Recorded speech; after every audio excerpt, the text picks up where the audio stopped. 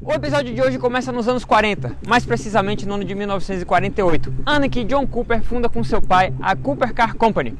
John Cooper já era conhecido por construir carros de competição vencedores e também por construir o primeiro carro de fórmula com motor central traseiro. A partir daí, a Cooper foi para a Fórmula 1 e teve nomes que se tornaram lendas, como Bruce McLaren, Stirling Moss e Jack Brabham, que ganhou o Mundial de Fórmula 1 de 1959 e 1960 a bordo do Cooper. Enquanto isso, o Mini era criado no fim dos anos 50 para ser um carro compacto, econômico e com espaço para 4 ocupantes. Para isso, adotou um motor montado na transversal e tração dianteira. John Cooper viu potencial no pequeno britânico e por isso construiu o primeiro Mini Cooper S, que se tornou campeão de rally de Monte Carlo de 64, 65 e 67. A partir do final dos anos 90, a BMW comprou a Mini e aí, meus amigos, o resto da história vocês já sabem.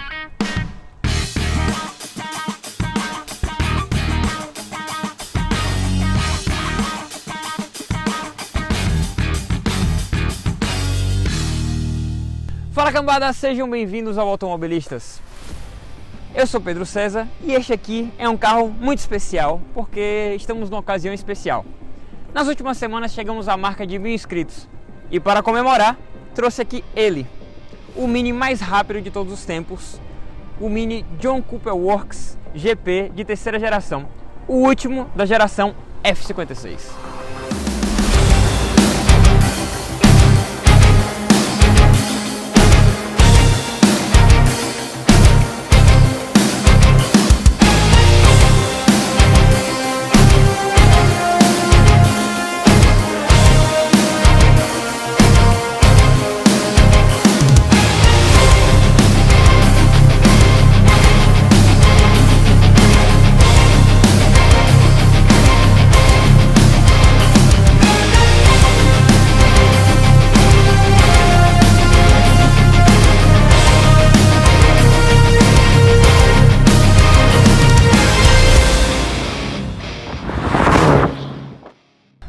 O Mini GP3 não faz questão nenhuma de esconder as suas credenciais. Ele quer realmente mostrar que ele é o cara. De certa forma, eu acho que ele compartilha uma filosofia com o Civic Type R. Você pode achar exagerado e tudo mais, mas se você não acha bonito, você tem que reconhecer que é muito foda. Todos esses alargadores, esse aerofólio, dão uma presença única para o carro e uma personalidade que só ele tem. É que é a mesma coisa de dizer que é única, né, verdade? Eita, maravilha. Vamos mostrar aqui um pouco, aqui na frente, alguns detalhes que fazem do GP3 o GP3. Para começar, temos aqui esse split frontal, que é meio que uma continuação desse alargador. Aqui temos os radiadores que estão à mostra e com essas entradas de ar que são funcionais. Mas aqui temos essa grade que é exclusiva e tem um desenho que mistura alguns elementos do Mini Electric. Então essa barra aqui vermelha é a mesma que tem no Mini Electric, só que aqui em vermelho. E pela primeira vez que eu reparo em um Mini, ele tem a Union Jack, que é a bandeira britânica, o escudo da Mini completamente em preto, parte brilhante, parte fosco. Essa abertura de ar aqui, que eu acho muito bonita, não é uma entrada de ar, mas deixa aqui, eu acho bonita assim mesmo, não tem problema ela ser fake, não me incomoda. Já aqui temos esse alargador, esse body kit, que é feito de fibra de carbono, é fibra de carbono mesmo, que é proveniente de sobras da construção do BMW 3 e do BMW 8, que inclusive tem essa inscrição aqui alusiva ao número desse carro, já que ele realmente é uma edição numerada e limitada a 3.000 unidades. Aqui temos essas belíssimas jantes de 18 polegadas com esses enormes discos de travão e calçados com os pneus Hankook, que são exclusivos para esse carro, que para mim é uma melhoria necessária para o Mini, que tem um pneuzinho bem mequetrefe nas versões convencionais. Você também pode adquirir como acessório nas concessionárias um pneu semi-slick, mas aí é realmente se você for colocar ele na pista, né, para usar no dia a dia. Você choveu, meu amigo, é bom você ter um santo muito forte. Aqui mais para trás temos esse adesivo que aqui está espelhado, mas que do outro lado ele fica parecendo realmente uma junção das letras GP em vermelho. Faz um contraste aqui com a carroceria, que tem esse Racing Grey muito bonito, com esses detalhes em black piano. E chegamos aqui na traseira com este belíssimo e gigantesco aerofólio traseiro. Este aerofólio, por sua vez, apesar de seu tamanho enorme, apenas tem a função de reduzir o arrasto aerodinâmico e não necessariamente criar downforce. Então a Mini não diz que esse aerofólio serve para dar mais peso à traseira do carro. Na verdade, a parte que é efetivamente funcional são esses dois splitzinhos que ficam aqui em cima. Ao abrir o porta-malas, nos deparamos com um carro que não tem bancos traseiros, apenas uma barra de alumínio pintada no mesmo vermelho dos detalhes externos, que é para proteger bagagem. A própria Mini diz que não tem uma função estrutural, não tem a função de aumentar a rigidez do carro. Até porque, se vocês olharem, o eixo traseiro está aqui. Então os braços de suspensão estão aqui. Então para ela ser uma barra estabilizadora tinha que estar aqui atrás e não lá na frente. Vamos agora mostrar mais alguns detalhes do interior do carro. Vem comigo! Aqui no interior do GP3 são algumas coisas que o diferenciam das versões John Cooper Works convencionais. Logo de cara, a gente tem aqui este cluster que é digital, que é herdado do Mini Electric, só que dessa vez, ao invés de grafismos amarelos, ele tem alguns grafismos em vermelho. Aqui nesse painel, ele tem uma inscrição alusiva ao número desse carro, que é o GP0093, que é uma peça em plástico impressa em 3D. Impressa em 3D também são as aletas que tem aqui atrás do volante, que são em metal, impresso em 3D, e também aqui o indicador do centro do volante. Apesar da primeira geração do Mini GP, né, que tinha um motor supercharger, ser um carro realmente muito aliviado, praticamente não tinha isolamento acústico, não tinha ar-condicionado, tinha um câmbio manual, era um carro muito mais agressivo. Esse aqui já mostra um amadurecimento do carro, talvez, e uma proposta da Mini de fazer com que esse carro seja mais acessível, não do ponto de vista do preço, porque é um carro que custa pouco mais de 50 mil euros, mas sim acessível para pessoas que estão ali aprendendo a conduzir em track day, às vezes estão evoluindo de um carro manual e que é uma coisa mais rápida, mais arisca. Não poderia ter a opção de câmbio manual e também a opção de câmbio automático, e ficaria a critério do comprador a escolha. Vou falar um pouco das versões anteriores do Mini GP. Esse aqui também tem as suas soluções para poder tentar reduzir peso.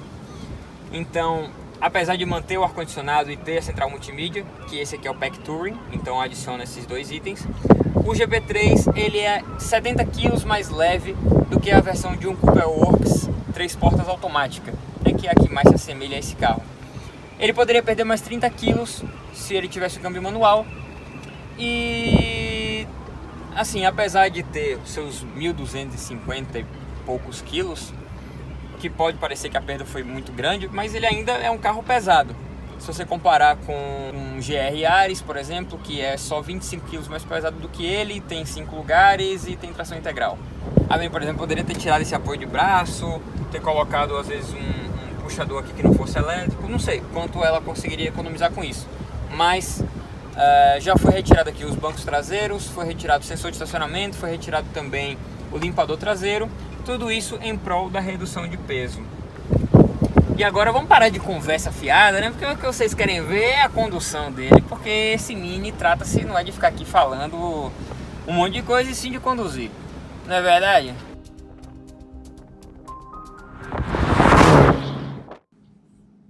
Vamos agora conduzir aqui o Mini numa estradinha de serra e ver quais são as capacidades desse carro. Para começar, este botão aqui para ligar o Mini, que eu acho sensacional. Quando você liga ele que o escape já está quente, você ainda ouve uns popzinhos assim, já dando as credenciais do carro. Quando tá frio ele não faz tanto, mais o cold start, mas ele não faz esses pops tantos. Vamos aqui botar o câmbio em drive e vamos partir.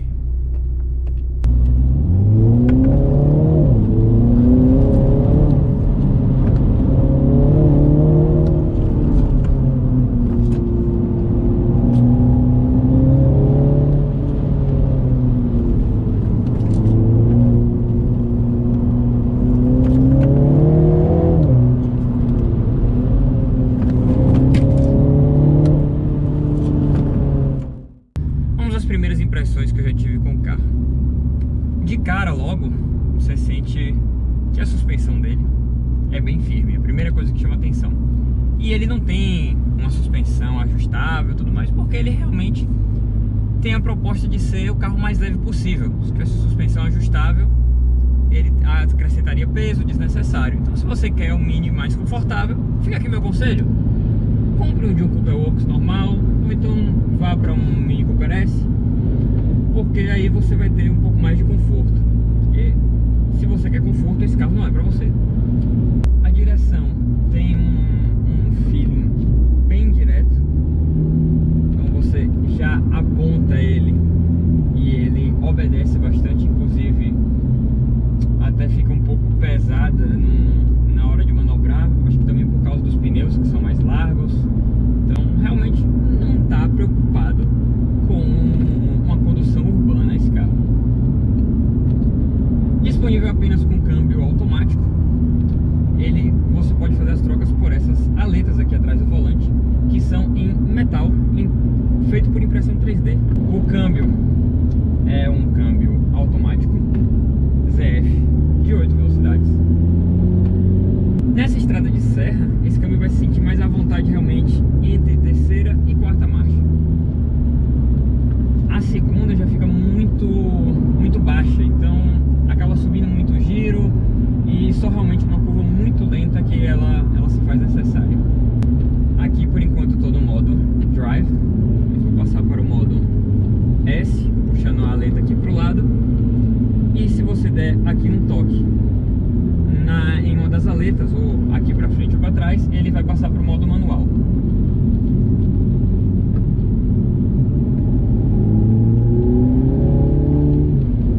Quando você acelera,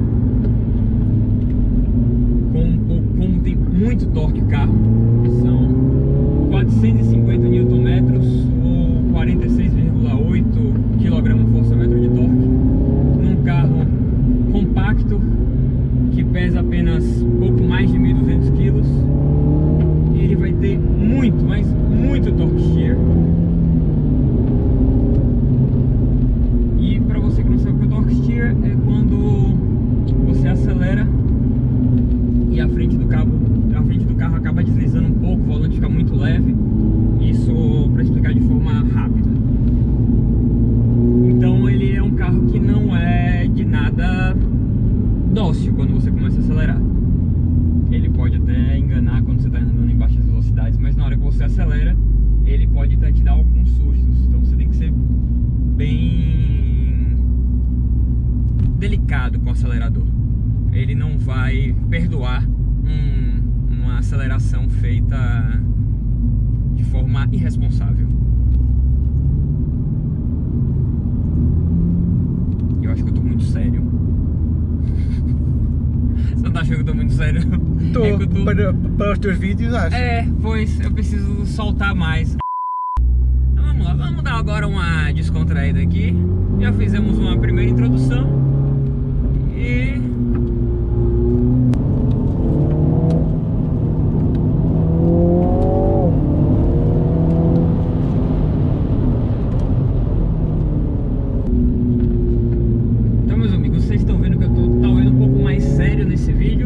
realmente esse carro é um carro para ser levado muito a sério. Não é um carro que você fica tranquilo na condução dele em momento algum. Ele te deixa tenso o tempo inteiro, ele é muito rápido.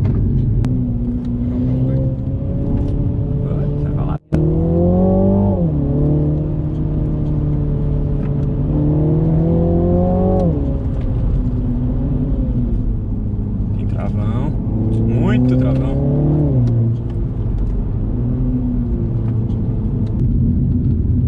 Tem que estar muito concentrado, tem que estar muito concentrado para dirigir esse carro. Não dá para ficar falando aqui de boa, brincando, kkk, kikiki, não dá. Eu tô tentando transmitir o máximo de tranquilidade possível, mas é impossível. É isso que esse carro provoca. Vocês sabem que eu tento ser o mais despojado possível, mas é isso que esse carro provoca. Ele provoca uma sensação de tensão e seriedade o tempo todo. É muita potência. A gente está aqui com os controles ligados de controle de tração, estabilidade. Então eu realmente sinto eles entrando muito, principalmente nas saídas de curva. Eu tô tentando provocar ele para poder tentar soltar um pouco mais a traseira, mas ainda assim ele não solta. É realmente um carro que não tá muito afim de brincadeira. Ele quer ser o mais rápido possível. E talvez uma caixa manual nele tornaria esse carro muito difícil de guiar para uma pessoa que não é necessariamente um piloto. A gente não conseguiria extrair a parte dinâmica dele. Claro que é uma condução mais completa, talvez. Sim, ali você às vezes consegue segurar uma marcha, mas assim, o câmbio responde de forma ágil às provocações quando você precisa. Tem aqui as aletas que respondem bem quando você precisa de redução. Como ele tem muito binário, então você não precisa puxar muito marcha para poder ele responder. Inclusive, eu sem reduzir numa terceira, se eu piso na saída de curva, ele entra em controle de tração. Então imagine se eu coloco uma segunda e acelero ele.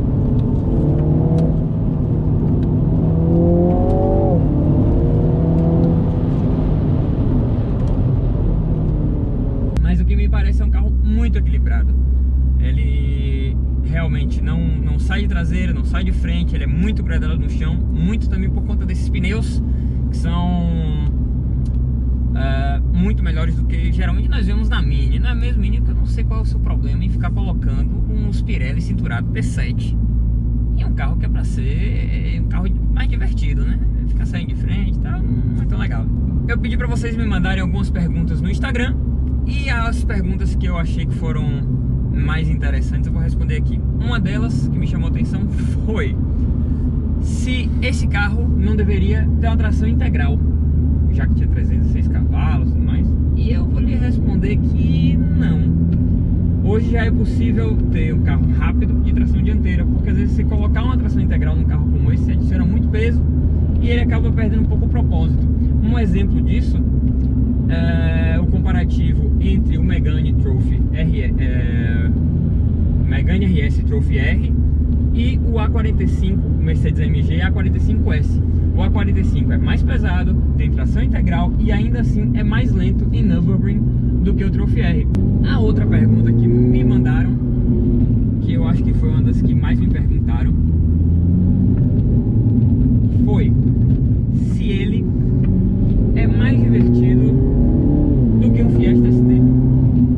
E eu acho que o comparativo entre os dois não cabe.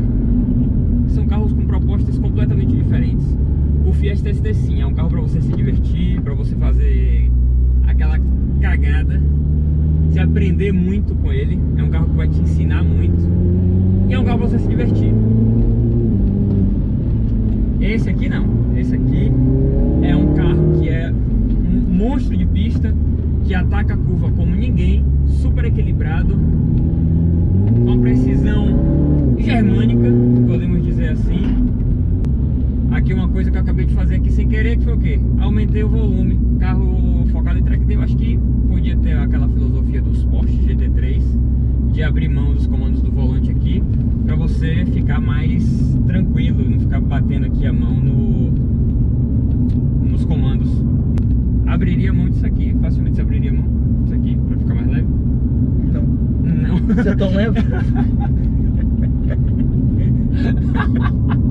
Tá vendo aí? Pronto, o dono falou, tá falado. Então ele quer que deixe o negócio dele aqui. Não mexa no controle do volante do cara. Desculpa, me perdoe. Não tá mais aqui quem falou, deixa os comandos aqui. Eu boto uma opinião. Algumas outras coisas que eu preciso acrescentar aqui sobre o carro. A suspensão ser dura não é à toa. Obviamente, tem um objetivo com isso. É mais um carro de performance. E você sente isso quando você entra nas curvas. Você pouco sente a rolagem da cabine do carro. Uma outra curiosidade aqui sobre o comportamento desse carro é sobre o turbo lag. Apesar da Mini declarar que o torque máximo vem ali acima das 1.500 rotações, você só efetivamente vai senti-lo depois das 3.000. Então, ó, pé a fundo, só depois das 3.000. Quando você passa das 3.000 que você sente aquela colada no banco. Outra coisa curiosa sobre esse carro, talvez não seja tão curiosa porque acho que desde agora, do final de 2019 para cá, infelizmente, os carros estão começando a ficar meio mudos. E a gente não pode culpar a Mini por isso. Tem até um som de escape bonito, mas muito baixo. Tem até alguns pops, mas você tem que estar assim pra ouvir. Só que quando ele faz é porque você tá andando rápido, então não dá pra ouvir direito. É meio que baixo demais. Comprar um carro de edição limitada focado em track day tem seu preço. E não tô falando apenas dos mais de 50 mil euros pedidos por ele. É preciso abrir mão de conforto, alguma praticidade e itens de conveniência em prol da redução de peso. O câmbio manual pode fazer falta e poderia também emagrecer mais uns 30 quilos, mas o ZF de 8 marchas consegue dar conta do recado.